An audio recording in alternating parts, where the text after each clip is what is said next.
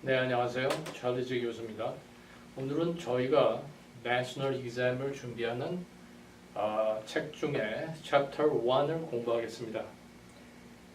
챕터 1에는 주로가 부동산에 대한 전반적인 지식에 대해서 얘기하는데요.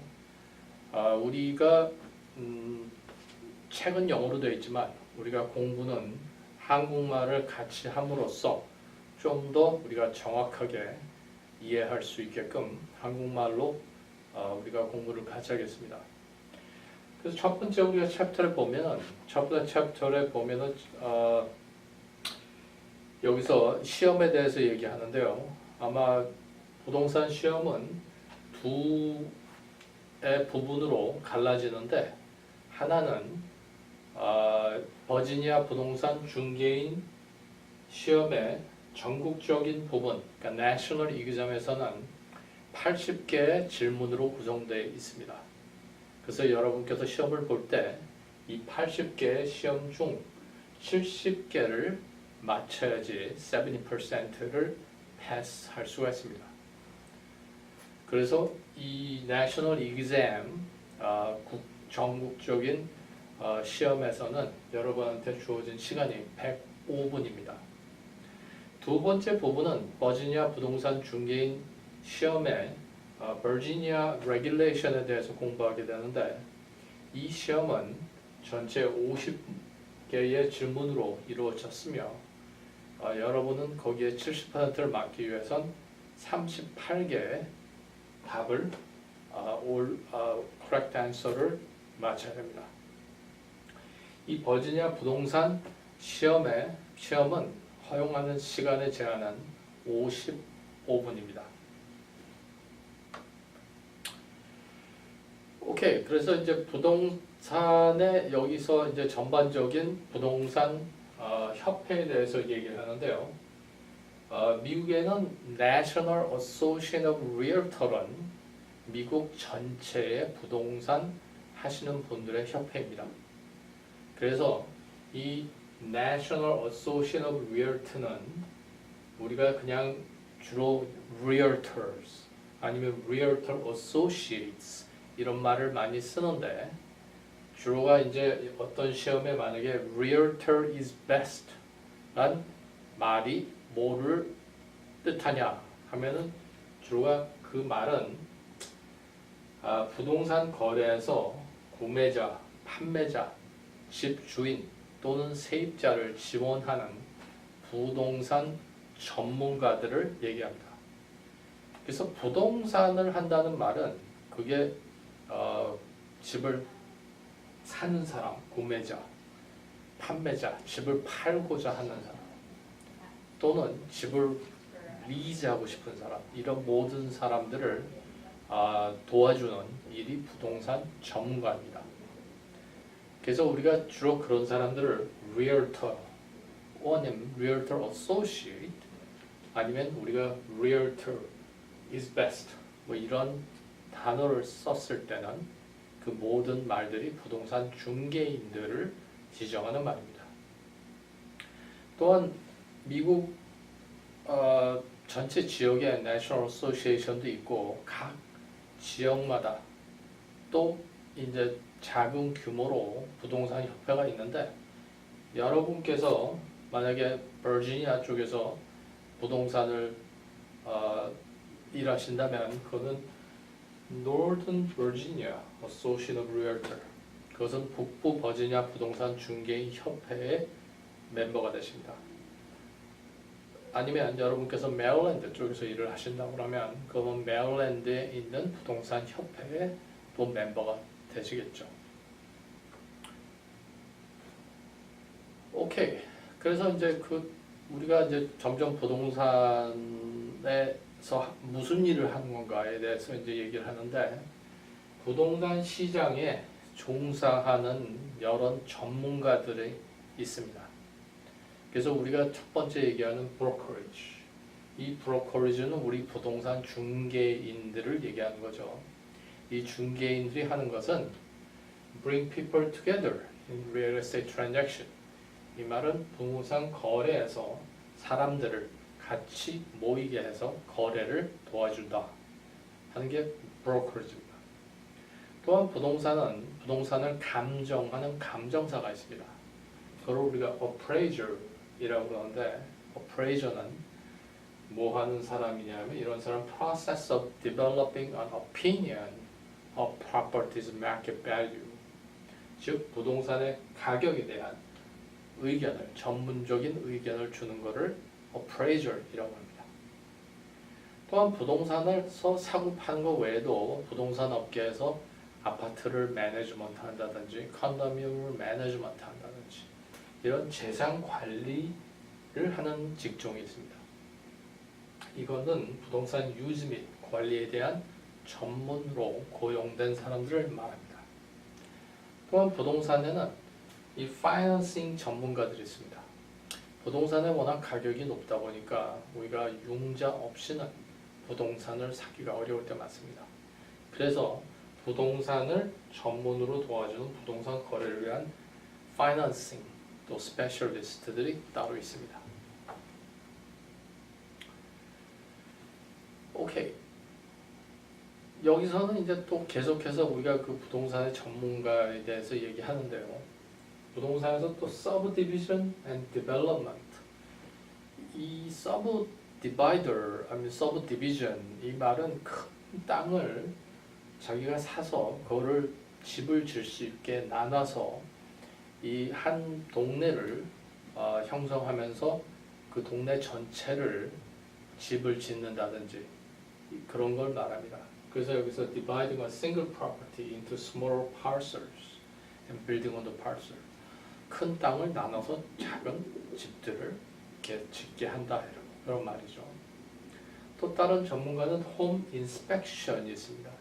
홈 인스펙터들은 집을 살 때 그 집의 구조라든지 어디 뭐 눈에 잘 안 보이는 하자가 있는지 이런 걸 그 사는 사람이 고용을 해서 집을 인스펙션 하는 걸 말합니다. 그래서 여기서 conducts a survey of property structure, system and site condition. 그래서 그 부동산의 구조와 시스템, 부지 조건을 조사하는 사람을 말합니다. 여러분께서 이 비디오를 보실 때 어떤 때는 이 한국말 번역이 약간 까다롭지 않을 때가 있어요. 그거는 이 구글 트랜스레이트를 쓴 거기 때문에 어떤 때는 정확한 그 번역이 안 될 때가 있습니다. 그건 그냥 우리가 설명하면서 지나가겠습니다. 또 부동산에는 카운슬링을 하시는 분 씁니다. 이거는 전문적인 의견을 손님한테 주는 거죠.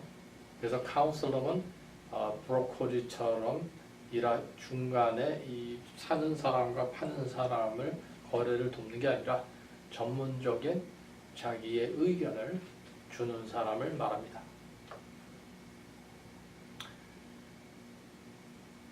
다음엔 부동산의 건물의 종류에 대해서 얘기합니다. 부동산의 건물의 종류는 residential, 거주용이 있고, single family house, 단독 주택이 있고, 아파트먼트 빌딩이 있고, 컨도미니엄이 있고, 그리고 cooperative라고 해서 협력적인 부동산이라고 하는데 우리가 후에 자세한 설명을 하겠습니다. 그리고 plan unit development, 이거는 동네 자체나 큰 단위로 계획을 해서 개발하는 걸 얘기하는 거예요. 상업용, commercial, 빌딩이 있고, mixed use는 어떤 때는 밑에는 아파트먼트고 밑에는 상업이고 위에는 아파트먼트, 이렇게 혼합으로 된 데를 얘기하는 거고요. industrial은 산업 지역을 얘기하는 거고, agriculture, 농업, 농사를 짓기 위해서 위한 부동산, 땅, special purpose는 학교나 정부기관을 위한 특수 목적의 건물들이 있습니다. 그러면 우리가 좀 더 디테일하게 들어가서 컨도미니엄과 코오퍼레이티브가 다른 점은 무엇이냐? 컨도미니엄은 우리가 많이 알지만 이 컨도미니엄 소유자는 개별 단위를 소유하고 홀, 엘리베이터, 리셉션 구역과 같은 공동 시설의 다른 단위 소유주와 소유권을 공유합니다. 이 말은 컨도미니엄을 여러분이 만약에 어떤 그 갖고 계시다면 그 말은 본인이 사는 그 자체는 개인의 소유이고, 그렇지만 여러 사람이 같이 이용하는 들어오는 현관이라든지 엘리베이터라든지 리셉션 같은 거는 공동 소유권으로 같이 유지를 하게 됩니다. 그것에 비해 이 cooperative란 말은, 이걸 우리가 한국말로 말하면 협력적인 부동산이라고 그러는데, 이 소유권의 특징은 자기가 부동산을 개인적으로 갖고 있는 게 아니라, 여기서 소유자는 유닛을 소유하지 않고 대신에 각 소유자는 부동산 소유권을 가진 회사의 주식을 소유합니다. 그래서 코퍼레이티브의 특징은 그 코퍼레이티브 큰 빌딩 자체를 어떤 회사가 단위로 갖고 있고, 각 주인은 그 회사의 주식, stock을 갖고 있는 것으로, 아니면 shares, each owner shares in corporation. 그래서 여러분께서 시험을 보실 때 어떤 주식, share 이런 말이 나오면 그거는 우리가 cooperative를 소유권을 말합니다. 오케이, Plan Unit Development는 이거는 한국말로 말하면 계획 단위 계획 개발이라고 하는데, 여기서 소유자는 공동 영역에 직접 소유권을 가지지 않습니다. 소유주로부터 징수된 경비에 대한 수수료와 함께 이 지역을 유지하기 위해 지역사회협회가 구성됩니다. 여러분께서 이 플랜 유닛 디벨롭먼트는 각 집이 여러 개 있지만 그 동네에서 공동으로 같이 그 수영장을 같이 쓴다든지 공원을 쓴다든지 이런 거를 하나의 그 커뮤니티 어소시에이션이 형성이 돼서 이 지역을 메인테인 한다. 그리고 각 부동산을 갖고 있는 사람들은 그 안에 동네에 갖고 있는 사람들은 이 fee for expenses collected from the owners. 그래서 여러 사람이 낸 돈으로 그 공동 지역이 같이 운영이 되는 거죠.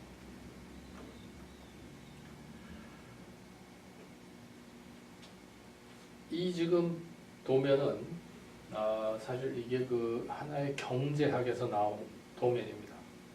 이 경제학에서 나온 도면은 이 부동산의 가격이 오르고 내리는 것은 어떤 영향을 받느냐. 그는 이 demand, 부동산을 원하는 사고 싶은 사람들의 이 라인이 demand가 되겠고요. 부동산을 파는 사람들, supply, 아니면 뭐 꼭 팔지 않더라도 부동산을 짓는 사람들. 그래서 부동산을 가격이 오르고 내리는 것은 어떤 영향을 받느냐. 그거를 우리가 이해하기 위해서는 이 경영학에 나오는 이 demand and supply 이 그림을 이해하게 되는데요. 여기서 한국말로 말하면 공급과 수요. 그래서 supply는 공급이고 demand는 수요. 그래서 여기서 이제 제가 한국말로 이게 번역을 못했지만 when supplies increase and demand stays same, price goes down. 이 말은 뭐냐면 만약에 공급이 늘어나고 수요가 똑같다면 가격은 어떻게 되겠습니까? 가격은 내려가죠. 그 말은 집을 사고 싶은 사람들은 고정이 되어 있는데 갑자기 마켓에 집을 팔고 싶은 집들이 많이 나왔어요. 그럴 경우에는 당연히 부동산 가격이 내려가겠죠. 근데 거꾸로 만약에 집을 내놓은 물건들은 별로 없는데 갑자기 사람들이 집을 사고 싶은 사람들이 수요가 늘어나면 어떻게 되겠습니까? 가격은 올라가겠죠. 그래서 부동산 시장에서 공급에 영향을 미치는 요인들, 이게 교과서에 나와 있는 건데 솔직히 뭐 이거 외에도 여러 다른 요소가 있겠지만 교과서에서 지정하는 거는 첫 번째 노동력 이 서플라이가 이 공급입니다. 서플라이가 늘어날 때는 labor force availability 노동력이 많다. 노동력이 많으면 공사할 사람들이 많으니까 서플라이가 공급하는 부동산을 새로운 집을 많이 짓겠죠. 그리고 construction and material cost 건설 및 자재 비용이 많아지면 만약에 낮아지면 건물을 더 많이 짓겠죠. 그리고 government control and financial policy 정부에서 통제 및 financial 재정 정책 만약에 이자가 내려간다든지 아니면 정부에서 어떠한 재정에 따라서 이 supply 공급하는 이 공급을 한다는 것을 이해하려고 그러면 부동산을 꼭 파는 거를 얘기하는 게 아니라 새로운 건설업을 우리가 이해하면 좀 더 쉽습니다. 새로운 부동산을 건설을 하는 데는 이러한 요소가 내가 컨스트럭션 건설업에 있는데 새로운 집을 질 거냐, 건물을 질 거냐 말 거냐를 이러한 요소를 생각하게 됩니다. 또한 수요, 디맨드, 수요에 영향을 미치는 요인들은 인구가 많아지면 수요가 늘어나겠죠. demographic, 이 population은 우리 인구 전체를 얘기하는 거고 demographic은 우리가 인구 통계 어떤 면에서 보면 뭐 동양인이 몇 %다, 히스패닉이 몇 %다, 블랙이 몇 %다 그런 demographic을 얘기합니다. 또한 employment and wage level 만약에 월급이 올라가고 인컴이 많아지면 부동산을 사고 싶은 수요가 더 늘어나겠죠. 그래서 이거 외에도 또 디테일하게 들어가면 다른 요소들이 있겠지만 시험 문제를 여러분께서 시험 보는 목적이라면 그냥 이 자체는 그냥 외우셔야 됩니다. Alright, Chapter 1은 이것으로 끝났습니다. 감사합니다.